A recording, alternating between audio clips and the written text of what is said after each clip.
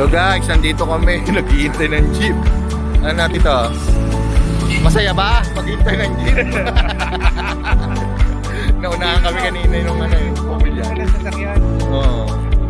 May budget ka lang, no, di ba? Yes. Doon naman tayo nag-umpisa nung talaga. May budget ka lang.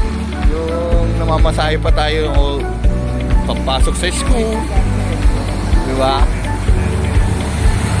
Ang ano kasi dito, Pera natin mapunta dun eh.